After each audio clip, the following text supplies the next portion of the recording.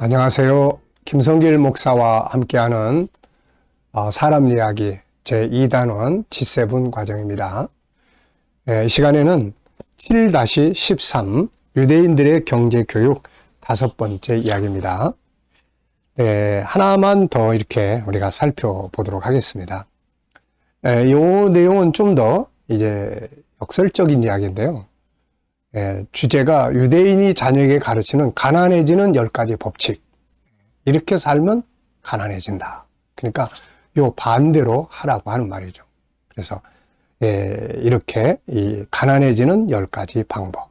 자, 그래서 항상 이제 이런 것들을 들려주고 이야기를 해준다고 하죠. 자, 우선 첫째는 돈에 대하여 왜곡된 철학관을 가져라. 거꾸로 생각하세요. 거꾸로 생각하면 돈에 대해서 왜곡된 생각을 갖지 마라. 이제 그런 이야기죠. 유대인은 자녀들이 이렇게 가르칩니다. 돈은 악도 저주도 아니다.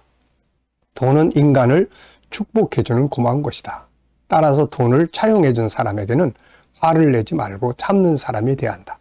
부요함은 견고한 요새이고 빈곤은 폐허와 같다. 아무래도 이제 이 사람들이 그 율법, 성경을 기반으로 하고 있기 때문에 성경의 그 경제에 대한 내용이, 성경 속에 경제에 관한 내용이 굉장히 많죠. 여기에 이제 이 글을 쓴 분은 이렇게 썼어요. 성경에서 가장 많이 나오는 단어는 바로 사랑이다. 그 다음이 돈에 관련된 단어다. 약 1만 6천 곳에서나 돈에 관하여 말하고 있다. 돈에 관련된 구절수가 믿음과 기도에 관한 구절을 합한 것보다 2배나 많다고 합니다. 그러니까 성경은 정말 단순히 종교적 책만이 아니라 경제, 교육 모든 부분을 총괄한 책인데 이 사람들은 이런 것들을 이제 잘 활용을 한 거죠. 그래서 미국의 인구의 2.05%에 불과하지만 이들이 벌어들이는 수익은 미국 전체 국민 소득의 15%에 달한다고 합니다. 이들은 돈 버는 법, 돈 쓰는 법 다 회당의 정통파 랍비들에게서 배운다고 합니다. 이것은 바로 성경에 근거하기 때문이라는 거죠. 그래서 첫째로 말씀드린 돈에 대하여 왜곡된 철학관을 가져라. 가져서는 안 된다. 이제 그런 말이죠. 올바른 철학을 가져야 된다. 그게 뭐냐면은 빈곤은 폐허와 같다. 잠언에서 제일 많이 말씀하는 게 가난하, 이 게으른 자, 게으르고 나태한 자는 가난이 군사처럼 궁핍이 군사처럼 우리에게 다가온다. 이런 이야기죠. 둘째 법칙이 있는데 확고한 노동관과 직업관 및 경제관을 가르치지 말아라. 그럼 어떻게 되는 거예요? 가난하게 된다는 거죠. 부유하게 되려면 반대로 하라는 거예요. 확고한 노동관, 직업관, 경제관을 가르쳐라. 어려서부터 가르쳐야 돼요. 확고한 노동, 직업, 경제. 부모가 자녀에게 확고한 노동관과 직업관 및 경제관을 가르치지 않으면 몰라서 어쩔 수 없이 가난해질 수밖에 없을 것이다. 현재 유대 민족이 전 세계에서 가장 부유한 민족이 된 것은 그들이 가진 노동관, 직업관, 경제관 때문이죠. 세 번째, 자녀를 가난하게 만들고 싶은 사람은 게으르게 하면 된다. 그래서 게으름은 가난하게 되는 주범이다. 부자가 될 수 있는 유일한 방법, 그것은 내일 할 일을 오늘 해치우고 오늘 먹어야 할 것을 내일 먹는 일이다. 재밌는 말이에요. 그러니까 먹지도 않고 일을 한다는 거죠. 야곱이 삼촌집에 가서 일할 때 낮에는 더위를 무릅쓰고 밤에는 추위를 견디면서 눈붙일 겨를도 없이 일한다. 예수님도 보면 식사를 겨를도 없이 일했다는 말씀이 나오죠. 부지런하며요. 제때 하는 바느질 한 땀은 9땀을 전략한다. 모두 유대인의 탈무드에 나오는 격언들이다. 오늘 할 일을 내일로 미루지 마라. 근면하라. 자, 네 번째 법칙인데요. 가난하게 되고 싶은 사람은 이렇게 하면 돼요. 이론을 우습게 여기고 일확천금을 노려라. 근데 이게 가난하게 되는 비법이라는 거예요. 자, 부유해지려면 거꾸로 해야 되겠죠. 이론을 중요하게 여기고 일확천금이 아니라 성실하게 쌓아가야 된다는 거죠. 바른 경제관을 갖고 있다는 사람은 규모 있게 사는 사람들입니다. 이들은 큰 돈만 귀하게 여기는 게 아니라 단돈 1원도 아낀다는 거죠. 이런 사람은 1억 원을 벌어도 그 돈을 잘 유지할 수 있고, 그러나 1원을 귀하게 여기지 않는 사람은 1억 원을 소유한다 해도 그 돈을 오랫동안 보존하기가 힘든 거죠. 유대인 부모는 자녀에게 1억 원도 1원부터 시작한다고 가르칩니다. 이것은 1억 원을 가볍게 여기게 되면 1억 원도 벌 수 없다는 것을 가르치기 위함이에요. 자, 5번째 법칙. 가난하게 살려면 저축하지 말고 규모 없이 육체의 향락을 육체에 취해서 살아라. 그럼 이제 가난해지는 거예요. 먹고 마시고 놀고 즐기고. 그러면 가난해지는 거예요. 규모가 있는 사람은 어떤 사람인가? 육을 절제하고 저축해야 하는 사람이다. 자신이 지금 가지고 있다고 하는 현금을 벌 수 있는 방법은 뭔가? 쓰지 않는 것이 곧 버는 것이다. 유대인의 격언이다. 쓰지 않는 것은 저축하게 되는 것을 말한다. 6째 법칙입니다. 자, 밑바닥부터 시작하려는 투지 대신 고급스러운 일만 찾아라. 그러면 가난하게 된다. 이런 이야기죠. 유대인은 설령 자신의 직업이 의사나 변호사라 하여도 어려서부터 3D, 아주 힘들고 어려운 그런 노동, 일에 속하는 직업 하나씩을 익혀서 유사시를 대비한다고 하죠.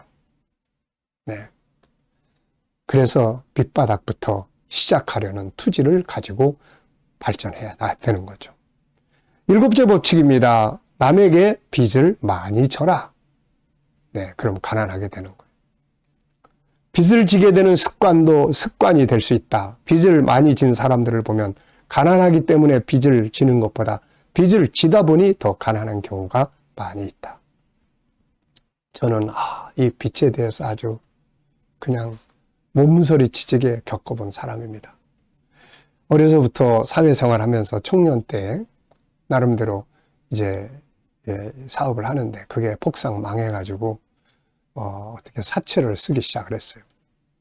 이 사채는 오늘날도 그렇지만 막 그 원금 못 갚습니다. 그래가지고 집에 들어가면 빚 받으러 온 사람이 있어 들어가지도 못하고 교회에 가서 자고 울다가 자고 일터로 가고 하나님의 도움을 구했던 그런 때가 있었어요. 그래서 그 뒤로 제가 이제 겪어본 게 뭐냐면은 내 돈이 없으면은 몸으로 떼어라 일단. 그래서 몸으로 떼어가지고 돈을 모으면 그거 가지고 뭔가를 해야지 빚을 얻어서 뭔가를 하려고 하는 거. 이거 아주 금물이다 이거. 제가 지금도 우리 이제 아들에게 계속 강조하는 게 이거예요. 빚을 얻어서 뭘 하려고 하는 걸 하지 마라. 빚은 쉬운 것처럼 보이지만 한 번 빚을 지면 갚기가 힘들어져요, 이게. 개인이나 단체나. 그래서 정말 빚, 그래서 이 사람들도 남에게 빚을 지지 마라. 빚을 많이 져라. 그러면 가난해진다. 이렇게 이야기를 하고 있는 거예요. 자, 8번째 법칙은 남에게 보증을 많이 서라. 그러면 가난해진다. 이런 말이죠. 잠언 22장 26절에 너는 사람으로 더불어 손을 잡지 말며 남의 빚에 보증이 되지 말라. 가난하게 사는 법 중 하나는 남에게 보증을 많이 서는 것이다. 친구가 가까운 이웃이 그래서 이 사람들은 이 같은 가족끼리도 보증을 안 쓴다고 그러죠.